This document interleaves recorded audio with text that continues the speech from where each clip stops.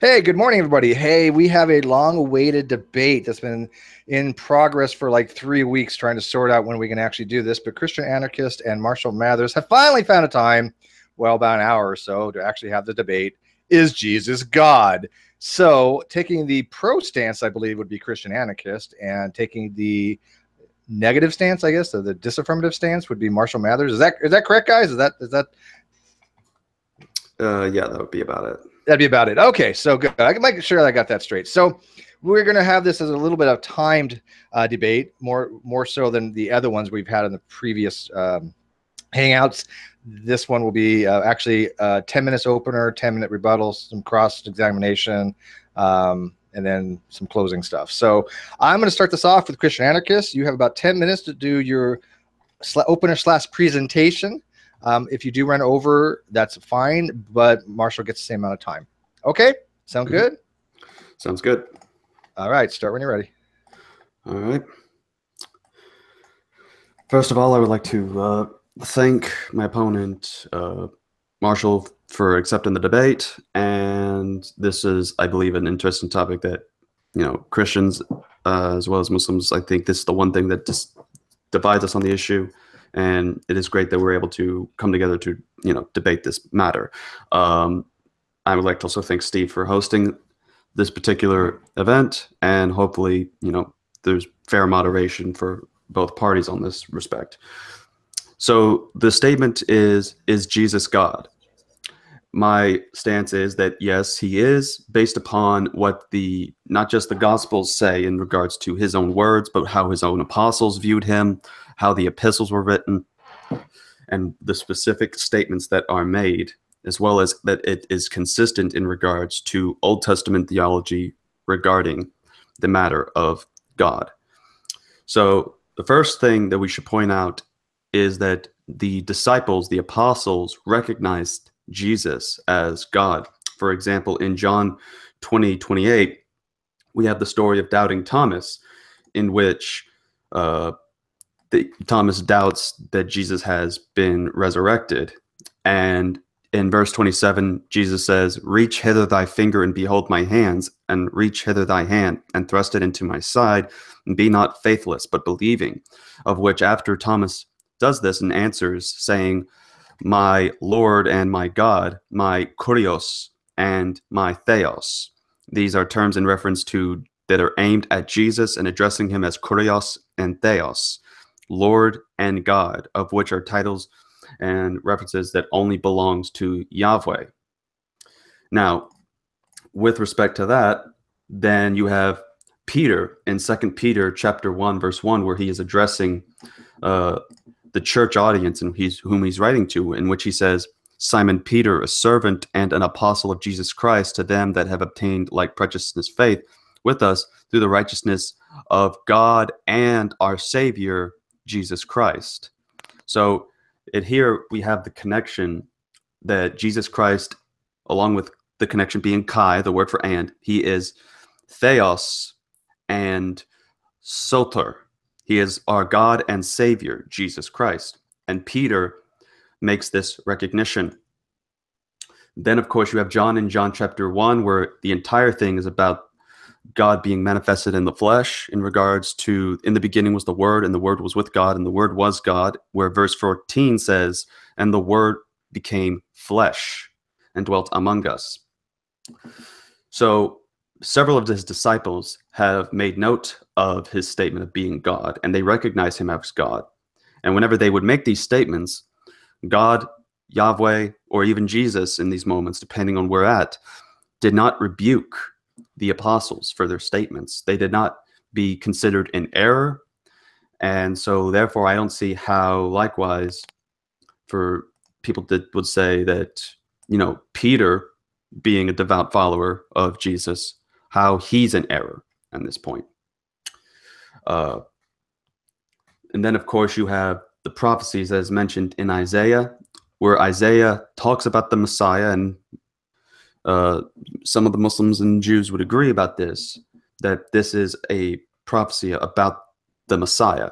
And in Isaiah 9:6, we read that there is a Hebrew word there in which the Hebrew word means mighty God. That, and if you read your translation, one of the titles that is given unto the Messiah is that he will be called everlasting, all these things, but one of them is mighty God. So why then would the Messiah be called mighty God unless he was God? So the prophecy there about Jesus is that he would be God. Now, does this idea of Jesus being God then contradict Jewish theology? Not necessarily. As noted by Jewish scholars such as Daniel Boyarin, Alan F. Siegel, and Dr. Benjamin Sommer, Professor Sommer is a professor at the Jewish Theological Seminary of America. They have noted that there was a view of binitarianism known as two powers in heaven, aka the Metatron, aka the second Yahweh. And in Daniel Boyarin's book known as Jewish Gospels, on page 5, he notes that Jews, quote, believe that God had a divine deputy or emissary or even son exalted above all the angels who functioned as an intermediary between God and the Word in creation, revelation, and redemption. And we can see some of this in Genesis chapter 18, where there is a physical being. There are these men, two of whom are angels, but one is Yahweh. And we see this when it says that these three men came unto Abraham, and Abraham's response to this person that's leading the men is my Lord Adonai, which is a title that's also been used of Yahweh, as we see in passages like Exodus 5. Then Genesis 32, a man wrestles with Jacob, and Jacob then engages in a conversation after wrestling with this person, and then he's given the name Israel because it means one who wrestles with God, of which later in the conclusion of Genesis 32, Jacob says that he has seen God face to face and still has not perished. This is again a reference to the Metatron, or the one that is God manifested in the flesh. And we don't see it in just a human form, but in Exodus 3, we see this same story in regards to God, the angel of Yahweh, taking the physical form of the fire in the burning bush. And we even see references of this in the Babylonian Talmud, in which there is a dialogue between a Jewish Christian and a Talmudic Jew, in which they are discussing a certain passage in Sanhedrin 38b, in where one instance they're going over a Moses passage. One says it's Jesus, but the other says it is, quote, it was the Metatron who said that, whose name is similar to that of his master, for it is written, for my name is him, but if so, he retorted, we would worship him. So that is, it is well known within Jewish thought about this. So it is consistent with Judaism in that matter, and that's why we can still say Jesus is God and not contradict the Old Testament. But what about Jesus? Does he say anything? Well, in regards to the ability to forgive sins, as noted in Mark chapter 2, verses 5 through 10, the Jew said that only God could forgive sins. But however, here we have Jesus saying that he is able to forgive sins. And in fact, going to Mark chapter 2, I shall read. How much time do I have left? You are a little over 8 minutes. All right. So in regards to starting at verse 8, immediately Jesus perceived in his spirit why they reasoned themselves, and he asks, why reason ye these things in your heart? Whether it is easier to say to the sick or palsy, thy sins be forgiven, or to say, arise and take up thy bed and walk. In verse 10, he says, but that ye may know that the Son of Man, referring to Jesus, has power on earth to forgive sins. And then we have Mark 2, 27 through 28, where Jesus says that he is the Lord of the Shabbat and identifies as such. That where he says the Son of Man is Lord also of the Shabbat, of the Sabbath. Then you have Jesus claiming to be God in John 10, 30 through 33.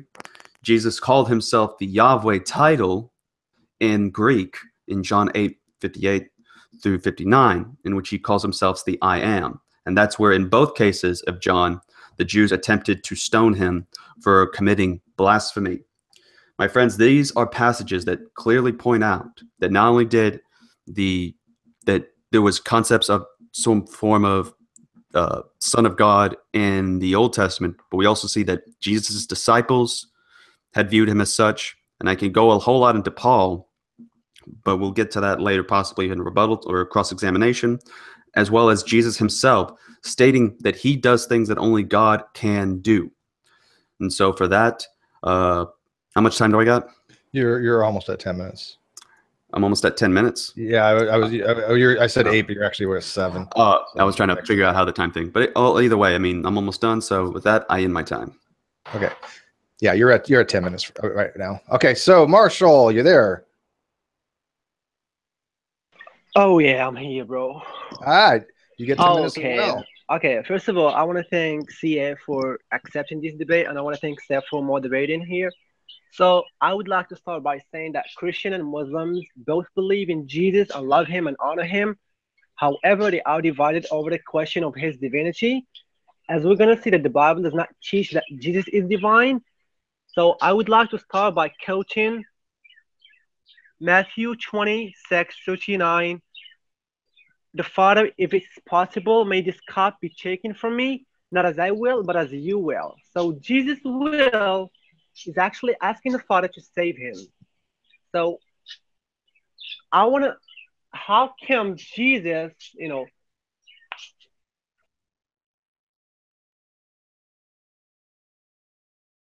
Looks like he has disconnected. Yeah, disconnected. Possible to put a. Well, I can obviously reset the time or hold the time, but we need filler. So you would like to sing for us or something? Say.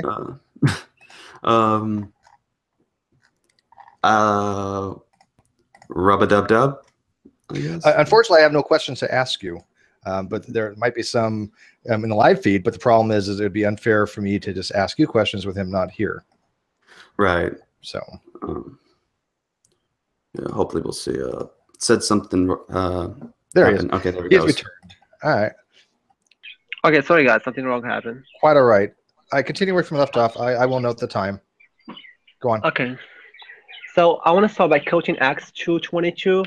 For example, I think CA made the claim that the disciples of Jesus, recognize Jesus as being God, and I think that's wrong because if we go to Acts 2:22, Peter stood up with the 11 disciples and addressed the crowd, saying, "Men of Israel, listen to this. Jesus of Nazareth was a man accredited by God to you by miracles, wonders, and signs, which God did among you through him. So God did miracles through Jesus. So Peter said that he identified Jesus as a son of man. He did not consider him to be the son of God. And I want to quote Matthew 24:36. No one knows about the day or the hour, not even the Son, but the Father. So if Jesus is God, that logically means he needs to know the time or the hour of the last of the time. But he was actually ignorant and he had no idea when it's going to be the time. And he said, Jesus makes a distinction between him and the Father's knowledge. And he said that I don't know the hour, not even the Son, not even the angel, but only the Father. So that is a question for CA to answer. Why Jesus could not know the hour? And in John 5:13, Jesus said the Son can do nothing by himself. He can do only what he sees the Father doing, because whatever the Father does, the Son also does. So if Jesus alone, he can do nothing. If there is no Father, Jesus is nothing. So how can God not be able to do anything without his Father? That does not make him God. And if we quote Mark 10:18, Jesus said, Jesus was actually called good, and he said, "Why do you call me good? No one is good except God alone." So if someone is God, then obviously he is good, but he was denying being good. And so we can clearly say from the Bible that Jesus never ever made the claim that he is God, and he always identifies himself as the Son of God in the sense that he is actually a righteous man. And he always identifies himself as the Son of Man. And that is not a term that substantiates his divinity. So just calling someone the Son of God does not categorically prove that he is God. And if we quote John 14:28, Jesus said, "The Father is greater than I." So here we can clearly say a differentiation between Jesus and his Father. In terms of the power, the Father is greater than him. In terms of knowledge, the Father is greater than him. In terms of every single thing, the Father is more holy and powerful than Jesus. So making the claim that Jesus is God is actually unreasonable because by definition, God is someone who is all knowledgeable, who is all powerful. That is something we have to agree upon. But CA is actually trying to fit his logic and then make Jesus seem like someone who is actually God in a human flesh. But that does not make any sense because by definition, if we said that God came to earth in the human form, yeah, then Jesus should have been able to know the last hour and he should identify himself and make it easier for his disciples to identify him as God. For example, like in Matthew, like for example in John 5, in John 5:19, as I quoted, Jesus said the Son can do nothing by himself. He can do only what he sees the Father doing.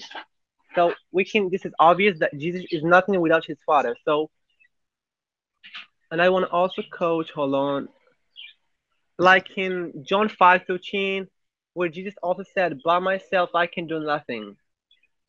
So I don't know why those Christians today, and I want to ask CA to answer the question. If you're saying that Jesus is God and he is divine and he got two natures, the human nature and the God nature, then why Jesus, when he was called good, he said no one is good except the Father? Because he is. If we go through the Bible, the heart of the Bible, we're going to clearly say explicitly that Jesus submitted his will to his Father.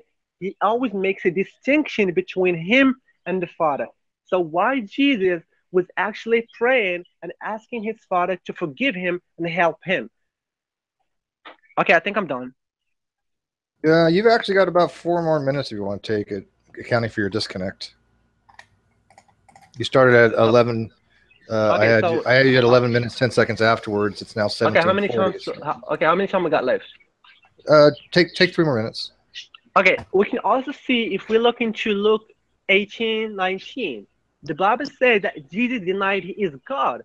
Jesus spoke to a man who called him good, as I have explained before, and he denied being good. And if we go to Matthew 19:17, and he said to him, "Why are you asking me what is good? No one, there is, there is, there is only one who is good. That is obviously the Father, who is the one most high, who is the true God."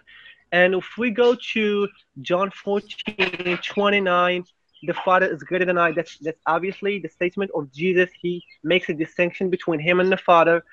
And like in Luke 11:2, Jesus was actually praying. When you pray, say, "Our Father which art in heaven." So Jesus said to the people that when you're gonna pray, don't mention my name. Mention the name of the Father, because obviously he's not God. He was totally, completely denying his being divine. So this is, question for CA to respond to when he get when he get his time. I want to also mention John 4, like John 4:20, 30.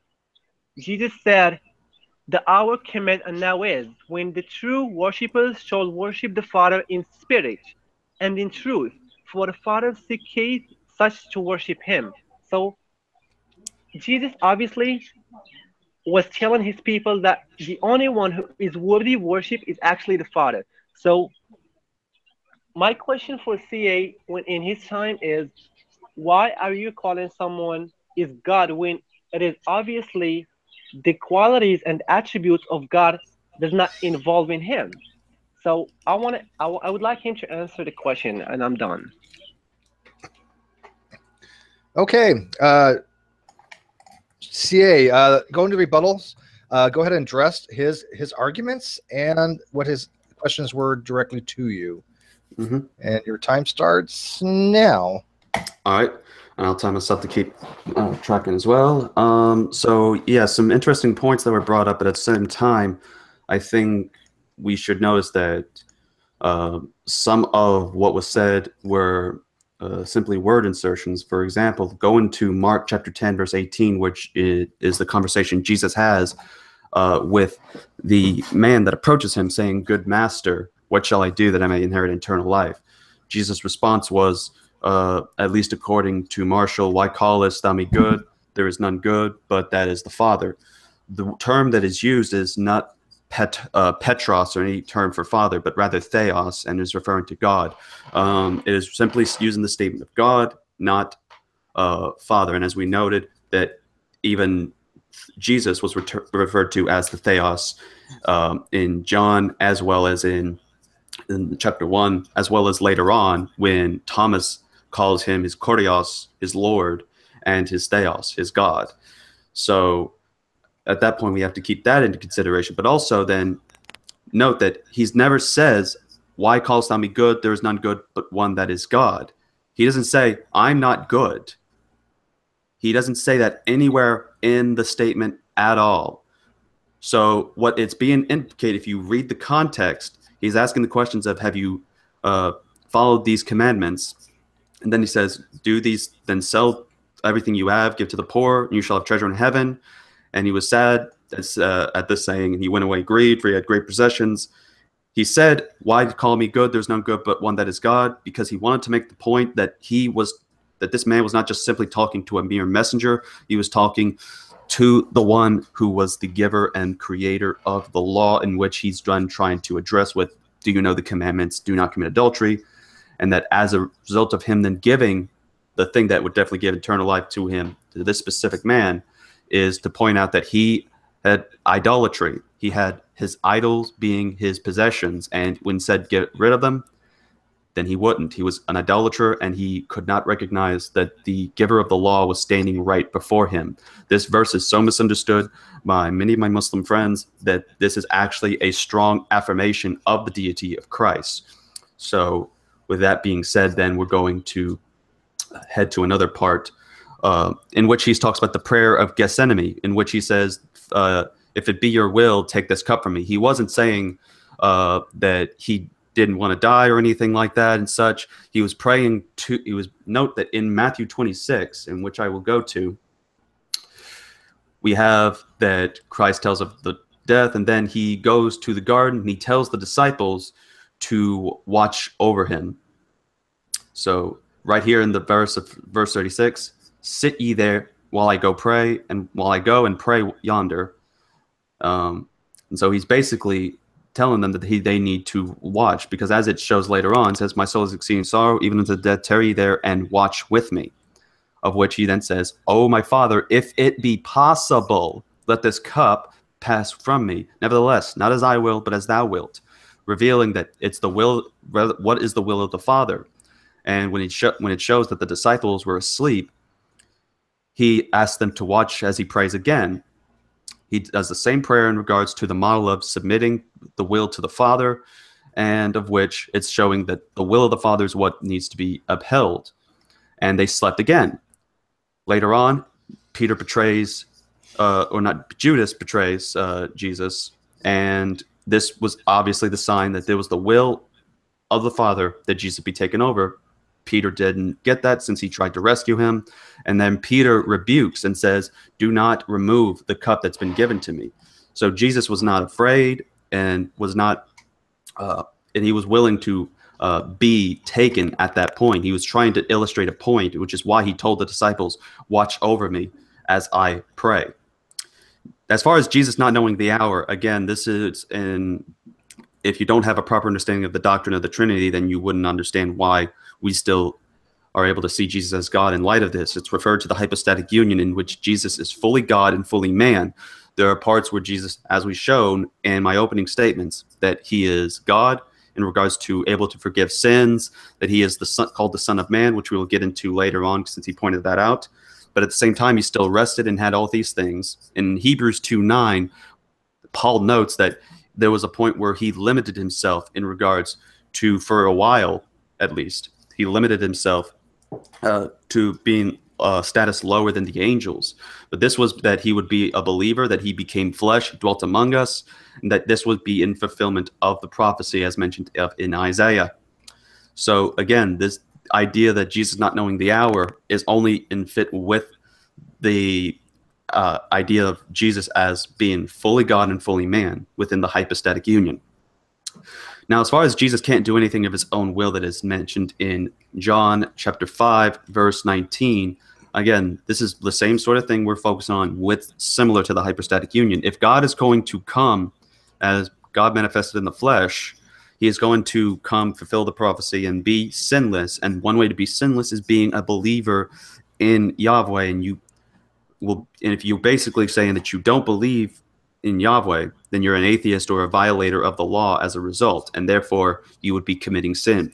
God came to fulfill the law. He came to fulfill the prophecy, and as such has to be promoting submission to the will of the Father, which as Christians we even say it's not to the will of the Son, but the will of the Father. We make the proper distinctions in regards to that each one has in the Trinity has a different role in regards to the Godhead.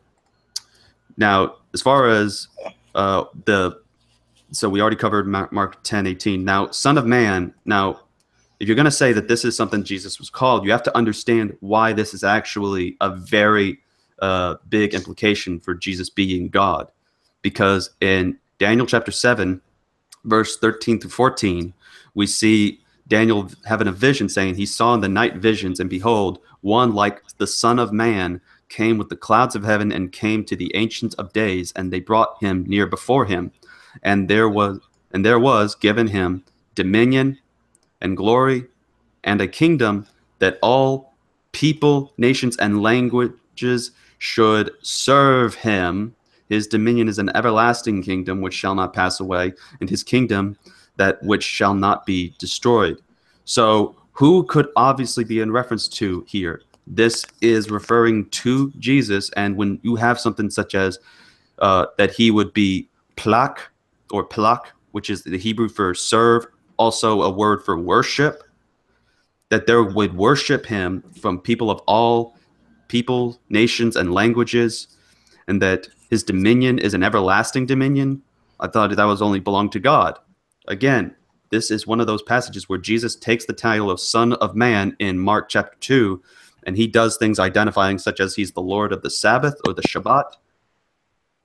And that, again, is something only that is usually attributed to God.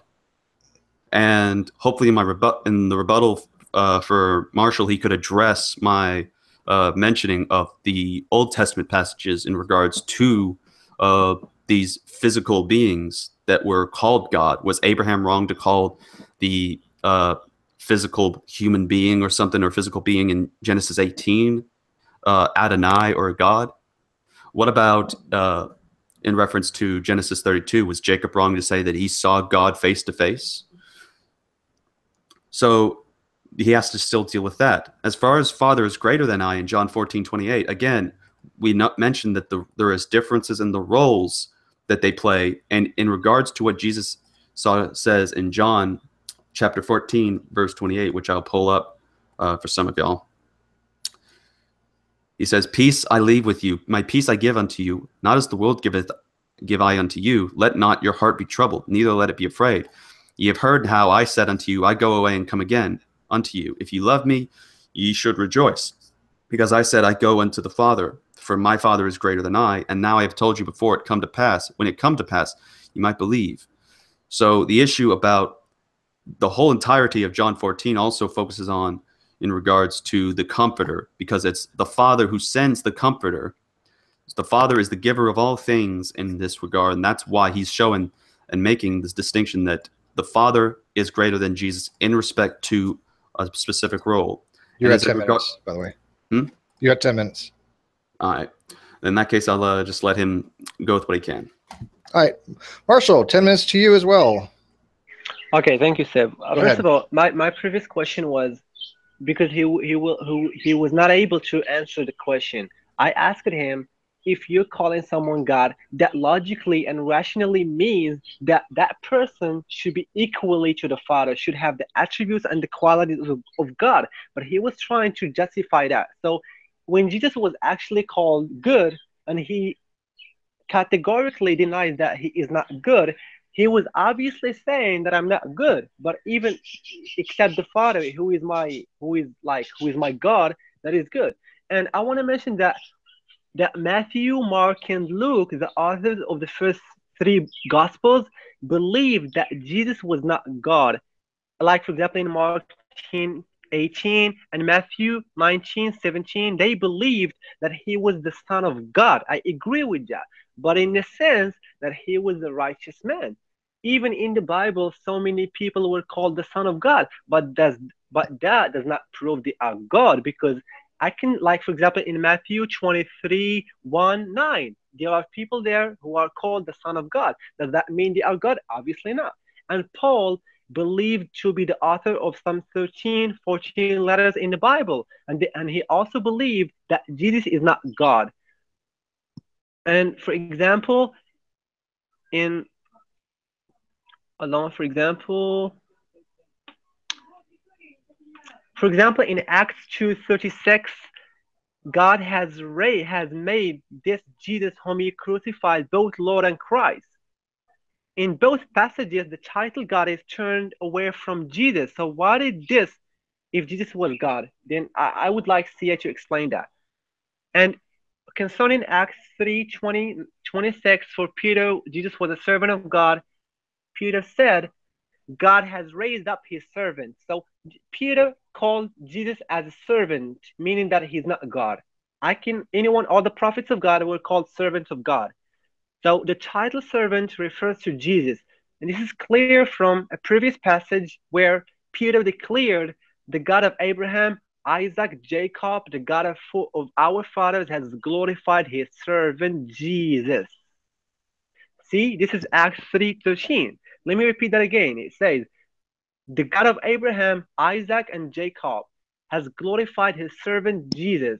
Then why Peter, who was one of the important disciples of Jesus, called him servant? Why didn't he call him God? This is something I would like him to respond to.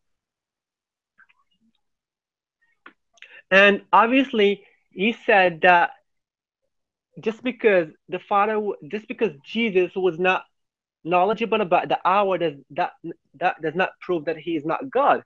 I mean, that does not make sense. Just think about it in a rational way. If someone was asking about the last hour and you're gonna ask him, hey, master, when is the last hour? He obviously, if he had two natures as you guys claim, then he should have known the hour. He should have told him when is the hour exactly.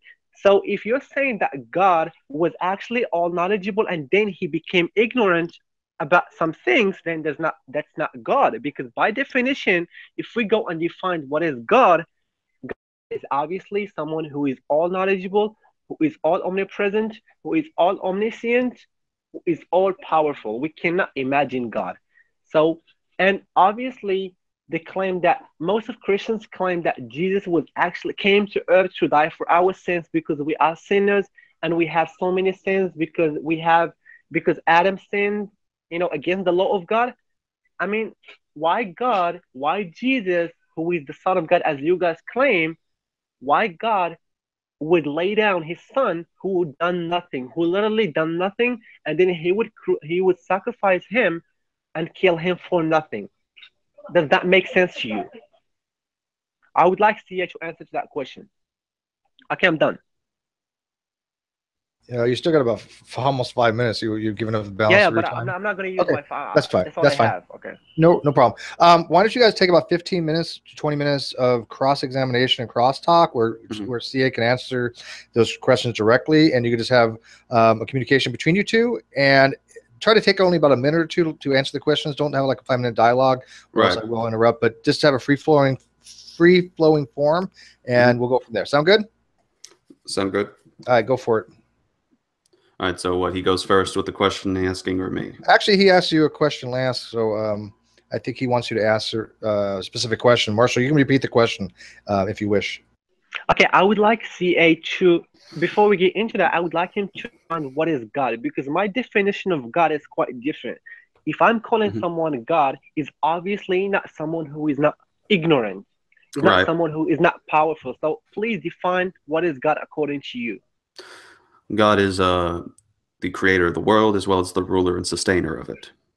No. So the question is God all knowledgeable? That's obviously yes. Is God all knowing? Yes. So that is one of his attributes, right? Hmm.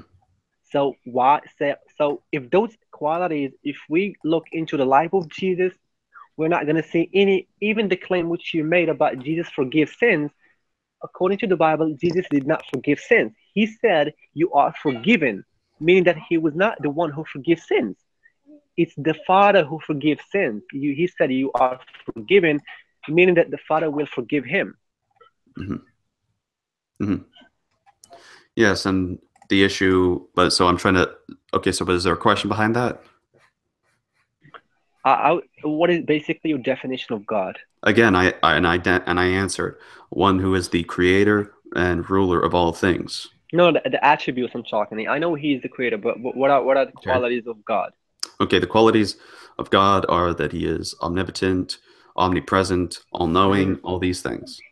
Okay, so can God become who Can is God be, can can God be no, what? no, can God who is all knowledgeable became ignorant? There was a time where the son, yes, became humble in regards to um, being limited in his status, as Paul notes in Hebrews chapter 2, verse 9, where he says, "But we see him who for a little while was made lower than the angels, namely Jesus, crowned with glory and honor because of the suffering of death, so that by grace of God he might taste death for everyone." But if Jesus basically if he was all you according to you he was with God, yeah, and then when he was with God he was all knowledgeable, and when he came to earth, then his knowledge became limited, right? That when during his earthly ministry, he was. So his knowledge got limited, yeah. In regards to being on his earthly ministry, yeah. So even if God came down on earth, would that happen? Would that make his knowledge limited? In regards to the Son, it would, not to the Father, though. Then why are you calling him God if that's happening? Because Jesus is the God man. He is fully God, but fully divine, but fully No, but man your as well. definition, no, no, but by definition, calling someone God is something you have to look it up. God is someone who is Exactly. omnipresent, but your definition of God is quite problematic because it's not the same. Well, of course, it's not the same as yours, and that's why I would say we're worshiping two different gods. Obviously not. I'm not worshiping a human being, but you are. I'm not worshiping a human being either. No, but you are actually worshiping Jesus to get to God. Why don't you simply I don't worship? worship Jesus. I don't worship Jesus to get to God. I worship Father, Son, and Holy Spirit all together. So is the Father God and the Holy Spirit God and the Son God? Yeah. Yes, yes. Okay, so why the Son is not as powerful as the Father?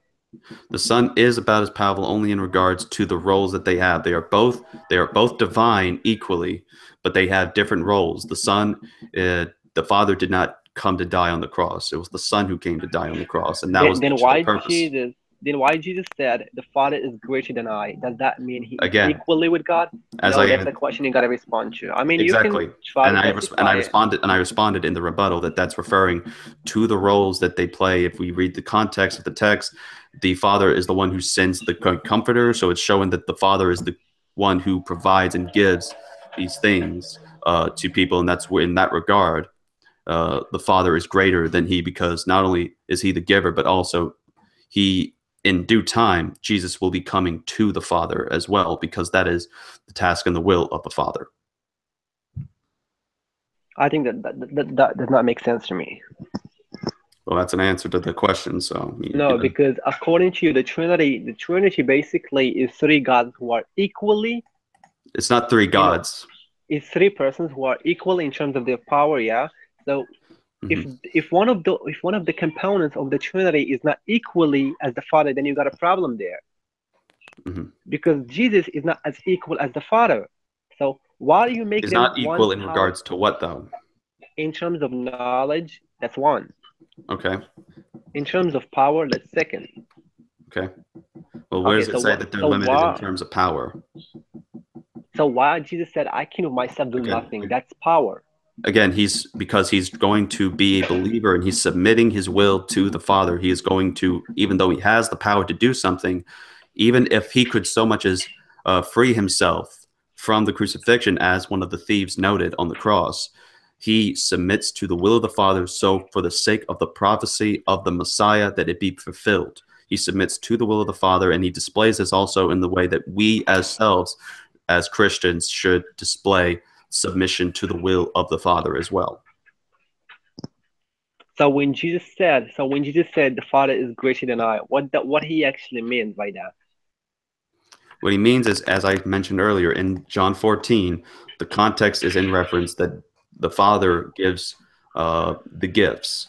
So, for example, he says in the passages following before, he says that the Father is greater than he, that he is the one who gives the Holy Spirit, that he's going to send the great comforter. It's not Jesus who sends the great comforter, but rather it is that he will ask the Father to send the great comforter, known as the Spirit of Truth or the Holy Spirit, as it's stated differently elsewhere.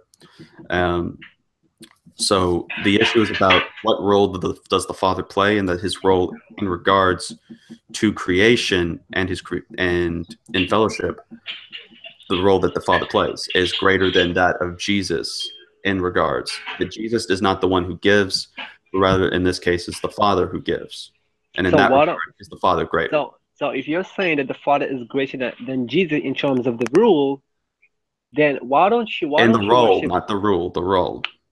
Okay, in the role, why don't you worship the Father instead of the Son, who is not powerful as I as worship God? both. I worship both. But you're worshiping two gods. No, I'm worshiping one God expressed in three persons. So when Jesus was identified as the Son of Man, does that prove he is God? Because you previously made the claim that calling him the Son of Man is actually a good evidence for him to be divine. That the Son of Man, yes. But that's not a divine term. Have you read Daniel chapter 7? Okay, I'm quoting here. Okay, let me quote Matthew 16:27. For the Son of Man is going to come. Mm-hmm. Why calling him the Son of God if he was logically God? Mm-hmm. Yeah, but why did the Son of Man in Daniel 7 be given dominion and glory and a kingdom in which everybody of all nations would worship him? That is the word they use, is palak, which means worship, and that his dominion is an everlasting dominion, and that his kingdom one that shall not be destroyed. Who would you say has a everlasting dominion? I mean, now that's a question for later. Your turn asking the questions. But I mean, to me, this seems very clear that this is the one that has an everlasting dominion, the ones whose kingdom who shall not be destroyed, and the one who shall be worshipped by people of all nations. That is referring to only one person who deserves that, and that is God. I think your definition of God is not as I would define God, because you're trying to give a definition to Jesus that would suit his agenda or his logic. I don't think God would ever come to earth and then die by his creatures. That does not make sense. Mm-hmm. Well, that's because we have different theologies on that matter. No, but there is still one God. I mean, if I worship the God, then that's the only God there. Mm-hmm. And I worship one God too. No, but you're actually worshiping a God who came to to earth in a human form to die for sins. Mm-hmm. Yes. Is there a question to that? No, but you're saying you're worshiping God, but you're actually right. But this is supposed to be a Q&A, cross-examination thing, so I just want to make sure that that's what we stick to. Okay, but what? Okay, but what if? Okay, so you're saying that. Okay, so what is actually your point about Jesus? Are you saying that he is fully God? He's fully God and fully man. Yes, this is what we call the hypostatic union. Okay, so if he is fully God, can he pray to someone? If he's fully God and he's fully man, then yes. No. If he is God, can he pray to someone? If you have to be consistent in regards to the claims about Jesus. Okay, it doesn't matter because you're saying it does actually. It matters a whole lot. Okay, if he is a human and God, can he pray to someone? If Jesus is fully God and fully man, yes, he can. Okay, imagine I'm a God and in a human form.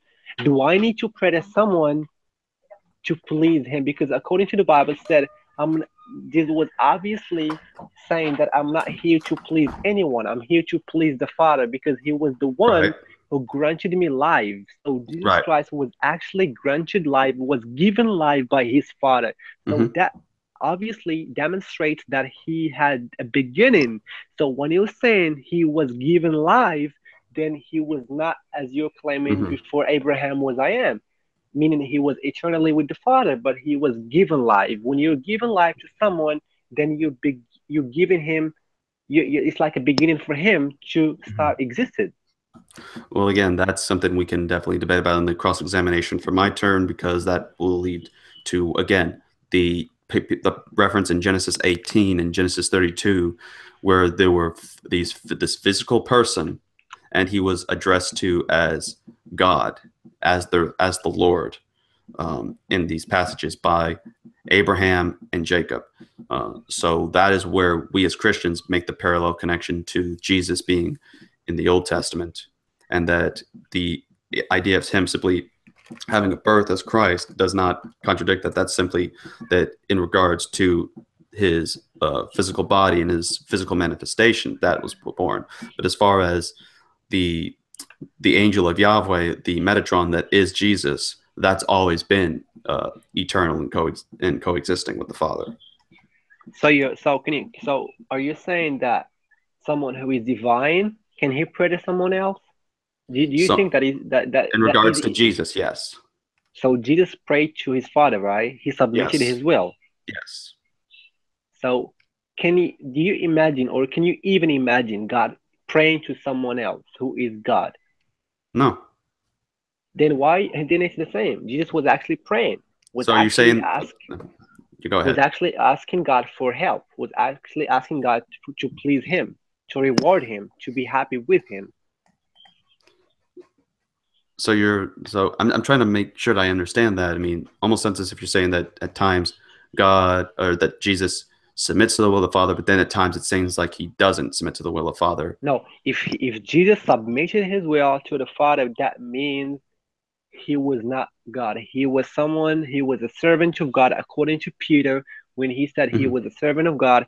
And then why calling someone God when obviously the Okay. disciples of Jesus recognized him as a servant of God, as the Son of Man, in the sense that he was a righteous person. He was a sinless man. He was a prophet of God. Okay. So is there a question to that? Yeah, I mean, why did the disciples of Jesus called him servant? Why did the disciples of Jesus call him servant? Because that Yeah. was one of the titles that was given, especially in regards to the messianic prophecy. So calling someone servant does that mean he is God? All the prophets are It can servants of God. it can, because also that was not just one of the titles. The other title was in regards to, as we know in Isaiah 9:6, that he is called these following titles: Wonderful Counselor, Mighty God, Everlasting Father, Prince of Peace. Okay. Can you just the verse that I told you previously? Can you just explain Acts 2:22? Acts 2:22. Yes, explain that verse. And in which does it say? Okay, it says Peter stood up with the 11 disciples and addressed the crowd, saying, "Men of Israel, listen to this.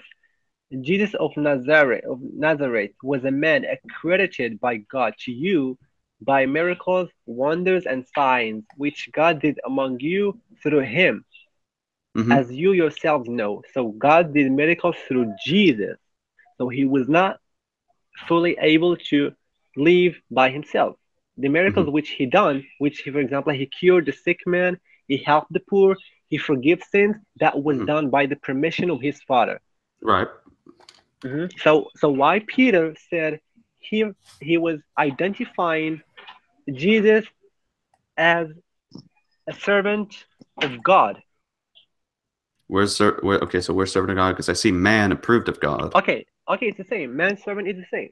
No, no, you have to use if you're saying that it's a servant, you have to actually have the official term there. Just like you said, Mark 10 Okay, 18 man. said that Okay, that only the Father is good, which the word's not there. It's theos, not petros. okay. So basically, so is a man a divine term? Man, the human man is not a Obviously divine. not. Right. So why Peter called him man? because that Jesus was, again, fully man, but also fully God. So he's using that reference But to why? start off his But Peter sermon. was actually, specific. He said that Mm-hmm. Jesus, who is a man accredited by God, God performed miracles through him. Mm-hmm. Yes. That's obviously so.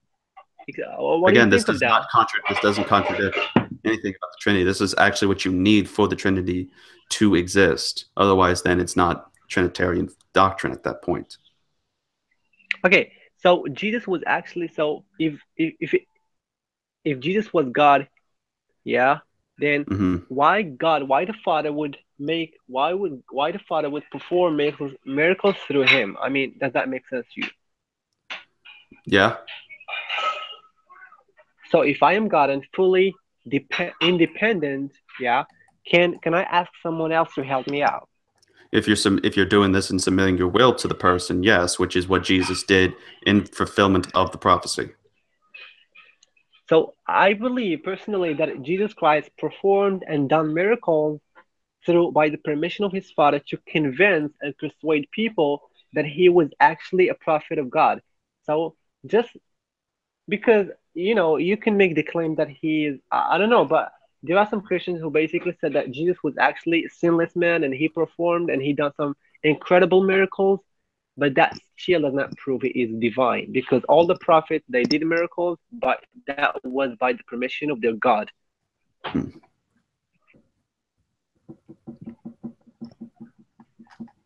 Okay. Okay, so So I mean, basically, so obviously in Acts 2:22, it totally denies Jesus being God. actually, no, I don't see. I still don't see that there. Then you gotta explain it, yeah. And I've been trying to, in regards that this is simply just one of the titles in which Jesus is addressed as, because he is fully man. So it's no problem for people to address to him as a man approved of God among you by miracles and wonders and signs. You don't just simply cherry pick and read one passage and just ignore the rest of the verses in which Jesus explicitly identifies himself as things that only Yahweh can do, such as the ability to forgive sins and being the Lord of the Sabbath. Those are things that Yahweh is of. And that when he identifies himself as the I am, and I forgot what the other verse says, in where he talks about being identified as God, the Pharisees pick up the stones to stone him because he had committed blasphemy. And they, as they say, that he called himself, make himself equal and calling himself God. Okay, so basically, can you just show me from your Bible where Jesus clearly says that I am God, worship me? I mean, or you can easily, if you could show me just the Trinity where it mentions in the Bible. The word Trinity is not in the Bible, and we don't need that, just like we don't have for the word Tawhid in the Quran, but yet there's still an No, affirmation of the doctrine I of it. think you and I have talked about this, but Hold on, I'm trying to give an answer. In regards to John 20:28 to 29, Thomas answers and says unto Jesus, calling him his Kurios and his Theos, his Lord and his God. To which Jesus responds with saying, Thomas, because thou hast seen me, thou hast believed. Blessed are they that have not seen and yet have believed. no, but you're saying that the Trinity is implicitly mentioned in the Bible, and that's wrong. We have to In regards to the verses that spell out the formula, yes. Okay, but let's define what is the Trinity. The Trinity is not just a component. It's not just the Father, the Son, and the Holy Spirit. No, it's that those three persons or deities are one God. So yes. if this is an important, essential foundation of the Christian faith, then God should logically made it clear to the people.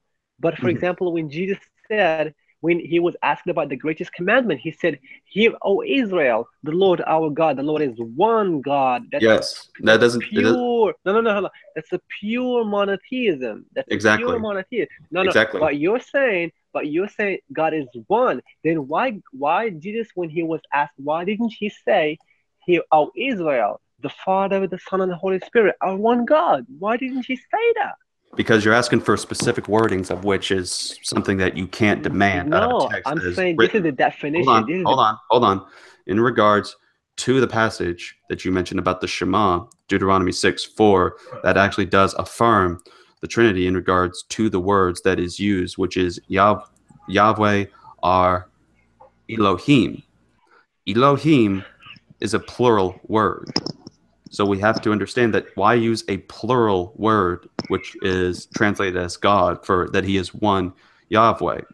And that is that the word that is used, that he is one Echad, that's the Hebrew for one, is Echad, that he is one in unity.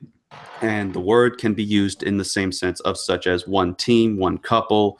And in that regards, the Shema actually can support the Trinity, since it's saying that it's the thy Elohim, plural, is one Lord. And so, again, this is where we can still get that within the Shema, which is repeated in the New Testament. You guys have okay. been about But 20 minutes. you Marshall, let me ask you real quick. How much longer do you have? Because you said you were on a limited time schedule.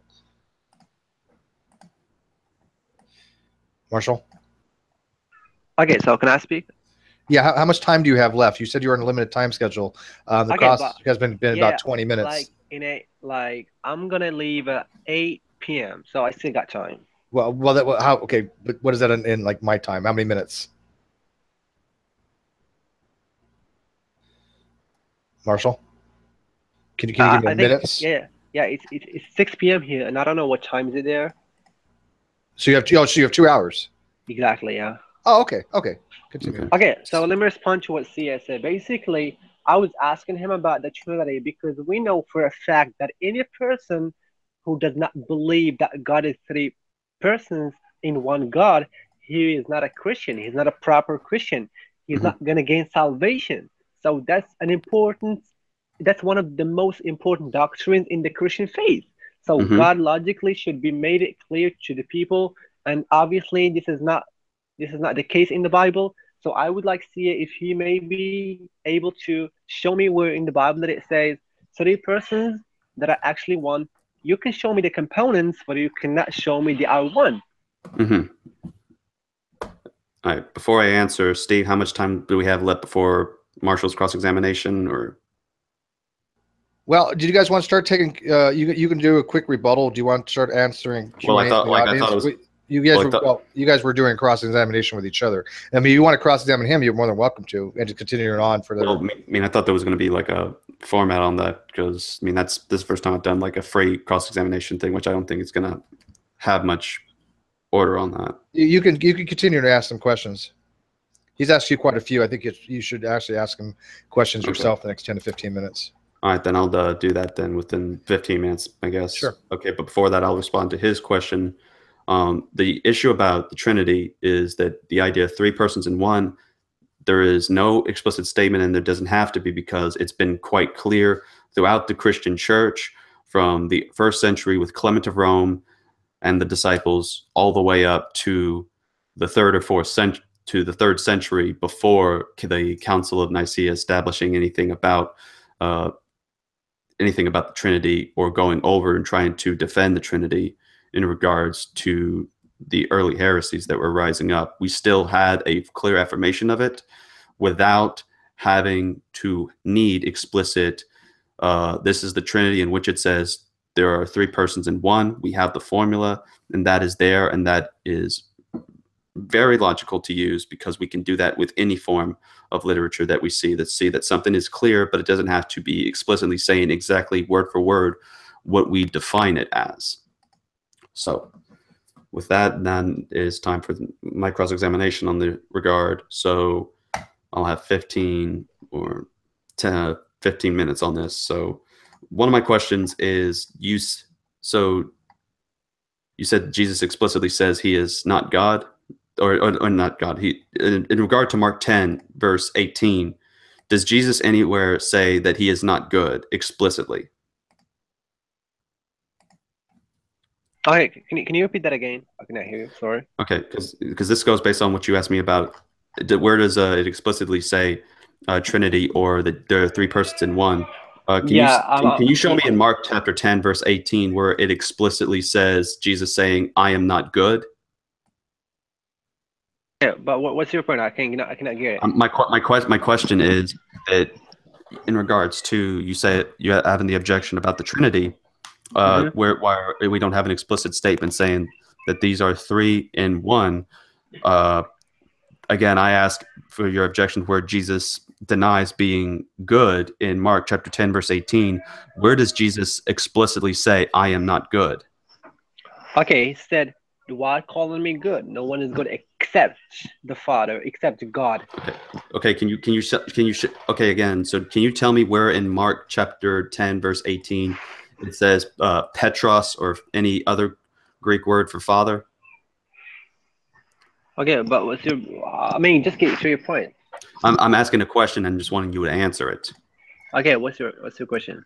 Again, my question is where in Mark chapter 10, verse 18 does it say, where Jesus, does he explicitly say in Mark chapter 10, verse 18, I am not good? And also, where does Mark chapter 10, verse 18 say father or Petros in the Greek? It's obvious that he was denying being good. So what's your basically point? I No, mean, he no, was. I'm asking for an explicit statement because you said that we can't. You wanted to know where the clear affirmation of the Trinity was in regards to Jesus literally saying, these are three and one. They are one God. You wanted that statement, but I'm asking you the same kind of standard and consistency. Where does Mark chapter 10, verse 18, Jesus say, I am not good? Okay, Mark 10:18. It says, "What do you call?" Someone obviously called Jesus God, and he replied by saying, He "What do said, you calling call him me?" good, not God. No, I'm saying good. I'm not talking Right. about God. Okay. Okay, so it says, let me read that again. It says, "What do you call me?" Jesus was called good, and he replied by saying, "What do you call me good? No one is good except God alone. God alone." So Okay. Where's the term alone in the verse? where it's in the end. I see that is God, but there's no Greek for alone. Okay, so what's your point? I mean, if he's saying if he's in line, it says no Well, one. I would That just like you to read the excludes him. text. I would just like you to read the text and not add anything to it. I am reading the text. Well, what translation did you use? Okay, I'm actually King James version. Well, I'm reading the King James too, and mine doesn't say but one that is God alone. It just says but one that is God. No, it says alone here. I can send the link in the chat if you like. Sure, please do so. Okay,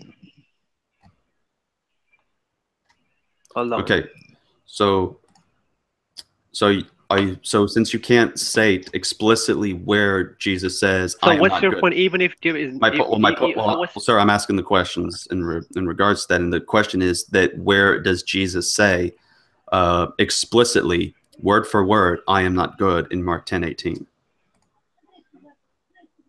I don't honestly get your point. Okay, we'll move on then. Uh, But no, so no, the get next, to the so okay, so in regards to John 20 verse 28, uh, when that but you still not have answered my question. well, What was because my? it's my turn. Well, it's my turn asking the questions. But I asked you a question before. Marshall, he did answer your questions.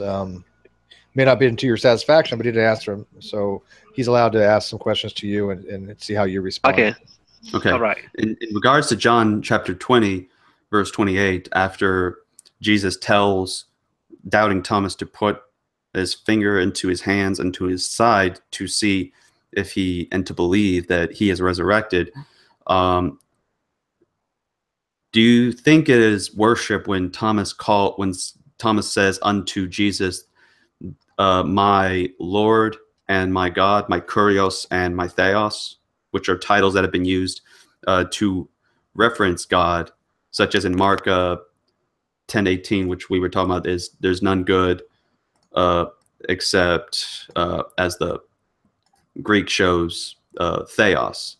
He used the same term in John 20:28, calling Jesus my Kurios, my Theos. Is there anything wrong with saying that unto Jesus?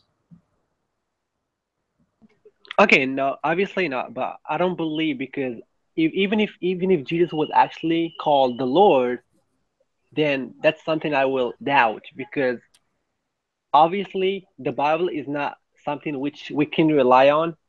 because that it has been corrupted and changed, then that's Hmm. something I don't want to get into that. So even okay, But supposedly he if was you're going to say called. that, then why use the Bible to support your argument? No, no, If so you're I don't saying want. you're That's using that's a different because that's saying topic. you're That's using an unreliable document no, no, no, to no, no. support But the that's a case. different topic. Even Right. supposedly we say that he was called Lord. Then if we go to different verses in the Bible, we're gonna find something that is different. Then we can see a contradiction between what Jesus was called and what Jesus was saying to the people. Hmm. And an atheist So can say the same thing about the Quran, but you would have to point out the differences and the context, as well as what we're trying to establish in this debate about the verses that we have brought up. So, so you don't see a problem with Thomas addressing Jesus as his. Well, you say there's a problem with addressing him as kurios, but what about theos, which is the same word that was used that you said was referencing the Father in Mark 10:18. Jesus, where Thomas calls Jesus his theos.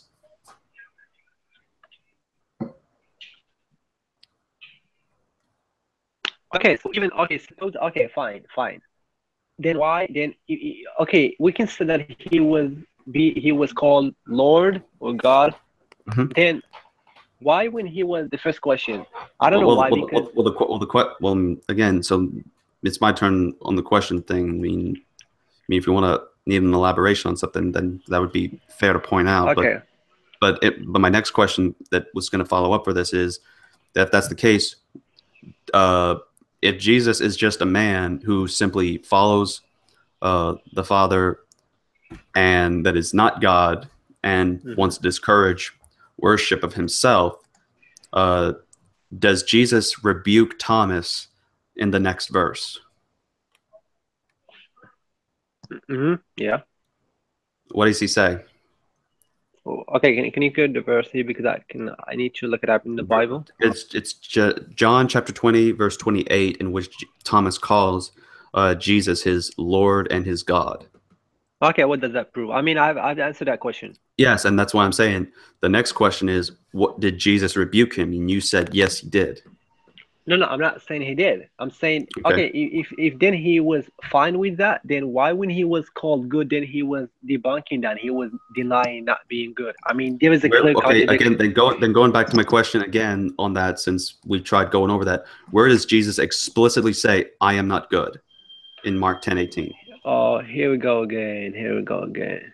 Well, I mean, that's a fair question. You're saying that he I've denies said being he good. said okay. So here's an even though okay, listen. He said, "Why do you call me good?" No one. That okay. When someone says no one, does that excludes? Okay, if I said no one He is said, "No one is good except who?" except God, alone, Exactly. alone. No, it doesn't say. Where is the word alone? It's I got it here. No, Then no. show. Can you Sure. show me? Can you please screen share or show me in the I'm link? actually Because using the NIV. The NIV. Yeah, sorry.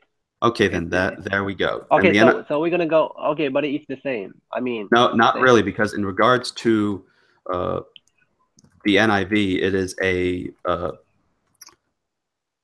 Oh, that okay. You're gonna no, go no. to. It's a dynamic equivalence translation, in which is not trying to apply the word for word translation rendering, but So rather the thematic element translation. It's the same equivalent translation as what we sort of have uh, for, say, possibly the Clear Quran, for example, translation. so we're gonna go into which different is actually more accurate. Yes, there are translations that are more accurate in translation rendering of certain verses than others.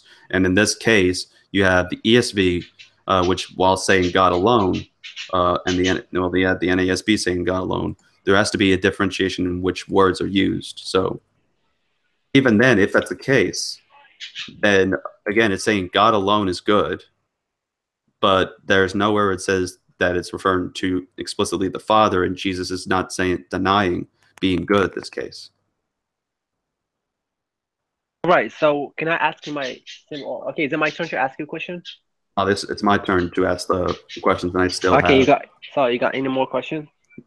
Yes, again, I'm still trying to ask because I got like about All four right. minutes and a half. Um, re- Regarding again, where does it does Jesus explicitly say, "I am not good"? Yes or no? He said no one is good, Again, meaning this is a even yes or no himself. question. This is a yes or no Even question. himself.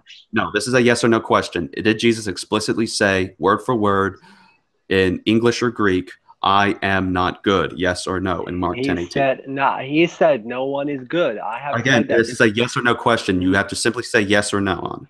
No. Okay, then. Thank you.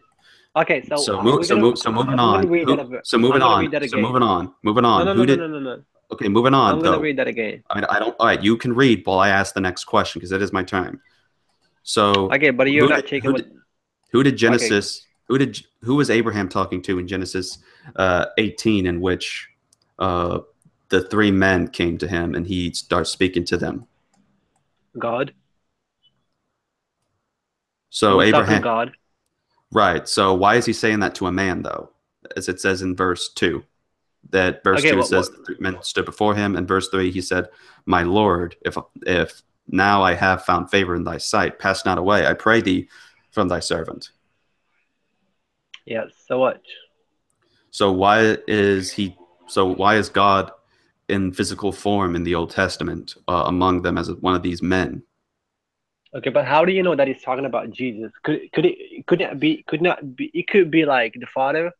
Like we know that the Well, God of the if Old that's the case, then Testament, we see a contradiction in but regards to the the God Father of on the that. Old Testament is not the same as in the New Testament. Actually, it is, and that's why many of the early Jews during the New Testament time were able to convert to Christianity. All right, so you're saying it's the same, right? Yes, it's the same God. Okay, then why can you not show me the Trinity in the Old Testament? Again, this is my turn to ask the questions, and Okay, again, but we've this gone is over you're this. making the We've claim. gone over the same thing in regards to why you can't point out in Mark 10:18 where Jesus says, "I am not good," explicitly. If you want to get your implication that that's what it's saying, then fine. But however, at the same time, the passage I think is quite clear about what Mark says as well as what these other verses are saying. Can I start taking questions from the Q&A or from the live chat for Q&A while you guys are finishing up this point? Because I think you guys are a little bit at an impasse. Hey, Okay, but Sure stay before that. Before that, I would like to ask CA a question because I got my turn too. Each of you get to ask one more question, and then we'll take questions in the live chat. All right, Fair? sure thing. Sure. All right, Marshall, go ahead and ask one question, and then CA, you can ask a question. Okay, I'm gonna read. I'm gonna read Acts 5:29-30. Okay. Peter declared, said, and he said, we must obey God rather than men. The God of our father raised Jesus. The God of our father raised Jesus. So it explicitly and clearly says that the only one who is deserved to be obeyed and respected is God rather than men. And men here excludes any human being, including Jesus, who was in human form. So why Peter was saying that man is not someone who we must respect and obey? Mm-hmm. Because he's referring to the Pharisees that were trying to silence their preaching of the message, and that they are to still carry on with it. It has nothing to do with anything about seeing Jesus as a man, because as I noted in my rebuttal round or my opening statement, that Peter called Jesus his Theos and Soter, his God and Savior, in 2 Peter 1. Okay, I'm trying to answer your question. I'm trying to answer your question. I'm answering your question. You're at okay. I'm answering your question. So the reason why he called him that said that issue was not to deny Jesus being God and just simply being a man that we shouldn't worship, but rather the context of him saying, "Do not worship, do not obey the man." In this regards, is referring to the Pharisees that were trying to silence the truth of the gospel message in which they were entrusted to give, which was from God. And they'd rather obey God in that regard than the authority of men that was trying to silence the authority of God. So that was your question. My question is in regards to hold on, no. You said you made the claim that Peter called Jesus God. Was that your one question though? Was that your one question? But you were actually okay. But hold on, let me say something. You said you made the allegation that Peter called Jesus God. Why then Peter said that Jesus is a servant of God? He is a man who was sent by God. Because he was also that. Again, so Well, that's you ask it. You asked already two questions. So I think you've already answered your question, Marshall. yeah, Yeah. yeah. So my final question. Go So ahead. I want you to explain this messianic verse in reference to the Messiah in Isaiah 9:6, in which one of the titles that he's called, for unto us a child is born, unto us a son is given, and the government shall be upon his shoulders, and his name shall be called. And he gives the four titles: Wonderful Counselor, Everlasting Father, the Prince of Peace. One of which is Gibor El Gibor, mighty God. So why is the Messiah, which we both agree as Christian Muslim, the Messiah is Jesus, or as you say, Isa? Why is the Messiah said to be El Gibor, mighty God, if you deny that? okay, where does it say the Messiah is the Almighty God? Well, that's one of the titles mentioned in Isaiah 9:6, which is a prophecy about the Messiah. For unto us a child is born, unto us a son is given, and the government shall be upon his shoulder, and his name shall be called Wonderful Counselor, the Mighty God, the Everlasting Father, the Prince of Peace. The everlasting Father. It's talking about the Father, not Jesus. So the Father is going to be born No, but as a it does not child. talk. But how does it talk about Jesus? Again, because it's in reference that this is about the Messiah, that this is what that it's part of those messianic prophecies in Isaiah. Same thing as what we see in like Isaiah 42.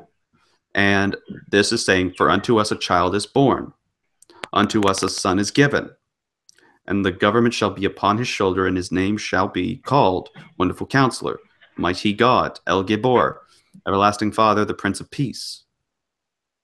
Okay, can you just keep reading that? Maybe. Of the increase of his government and peace there shall be no end, upon the throne of David and upon his kingdom, to order it and establish it with judgment, with justice from henceforth, even forever. The zeal of the Lord of hosts will perform this. That is the ending of the context there.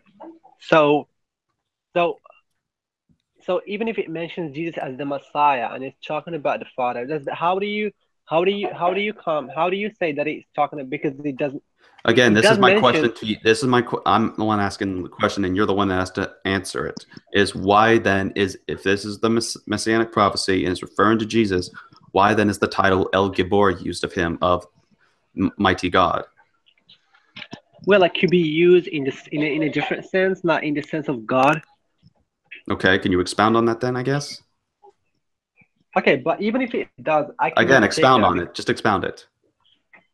Okay, but I said even if it does, I will not take it because I don't know which verses in the Bible are actually reliable. Okay.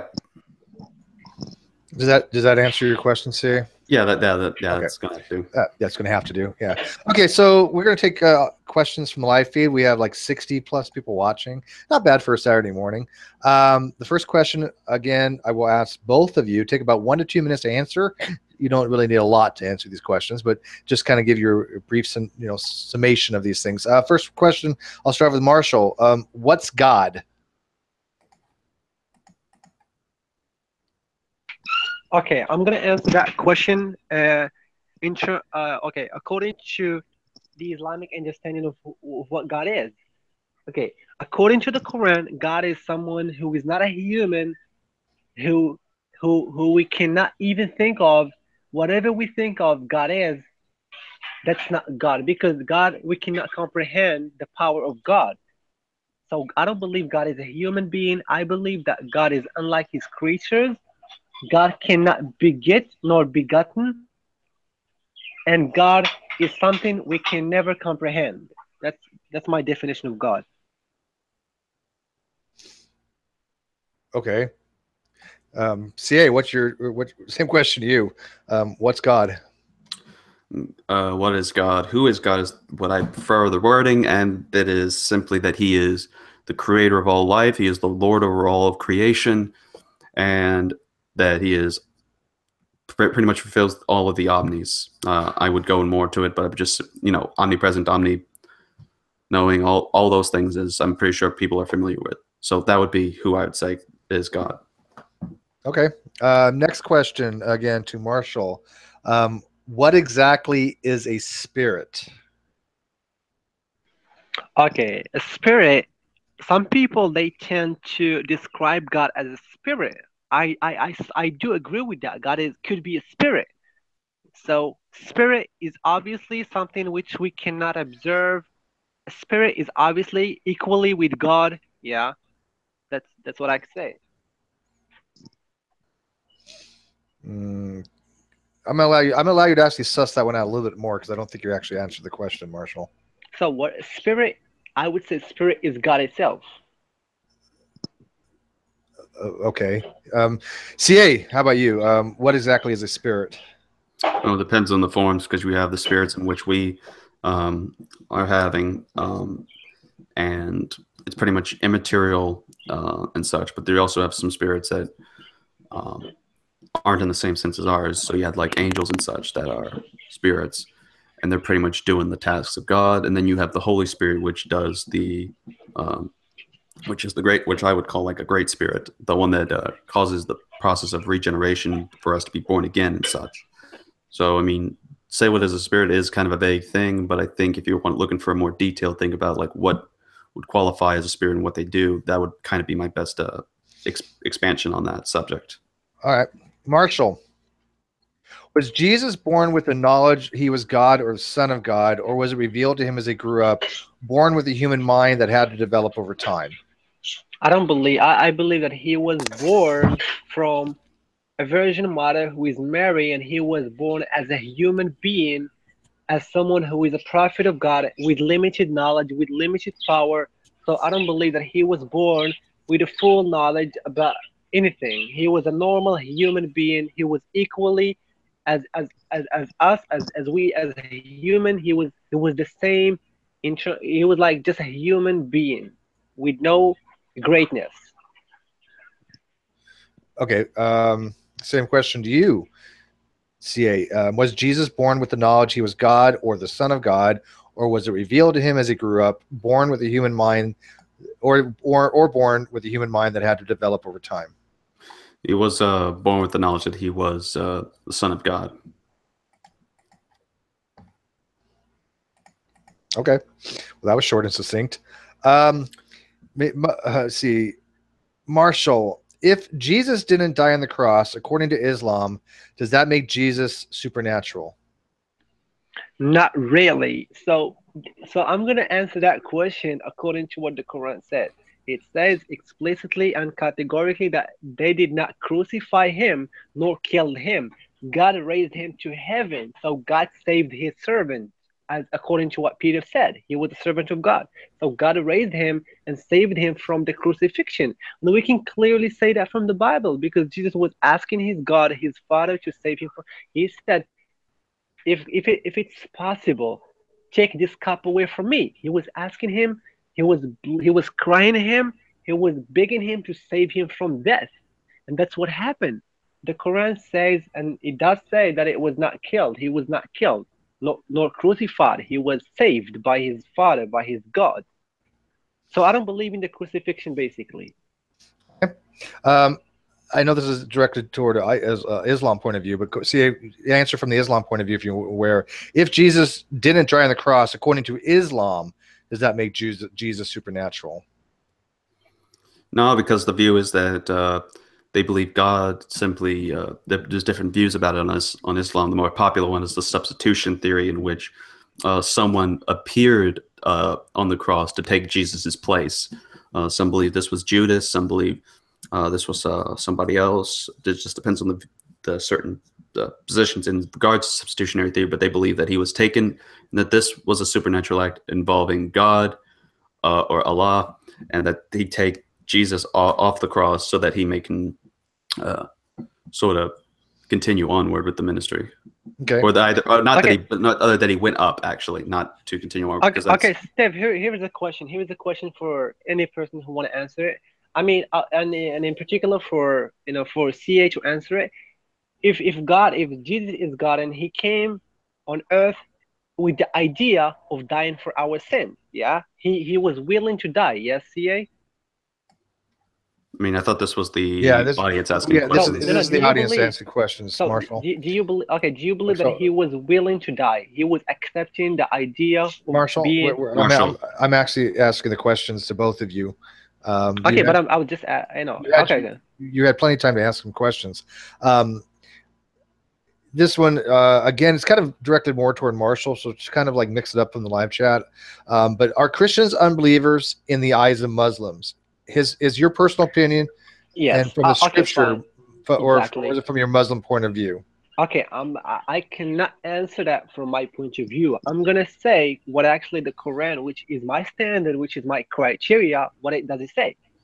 According to the Quran, it says that whoever takes other than Islam, he is not a true believer. In the sight of God, the only religion which is acceptable is Islam, is worshiping God alone. So according to the book, yes, Christians, Jews are not believers. Okay, you know what? I'm going to reword this a little bit just to make it fair. Christian anarchist. Mhm. Are Muslims unbelievers in the eyes of Christians? Yes, they are, because the differences in regards to Unitarianism and Trinitarianism in regards to uh, monotheism in this respect.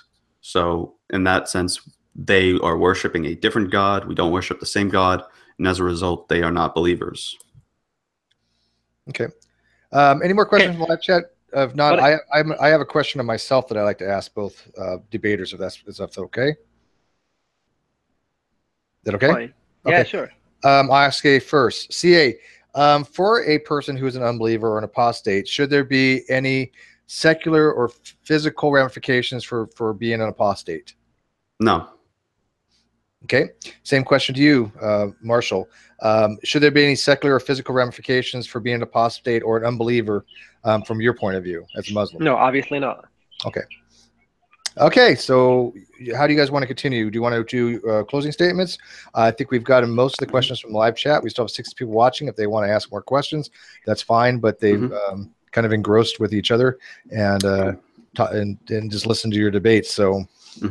yeah, I think we should do a closing statements, and if you want to decide how much time we have for that, that's up to you, Mike. I think 10 minutes is more than enough. 5 to 10 minutes. So do you All not? Who wants to go first? I guess I'll go first. Okay. All right. So, to make note of what happened in the debate, folks, just keep in mind that during the cross-examination, we had a statement from Marshall that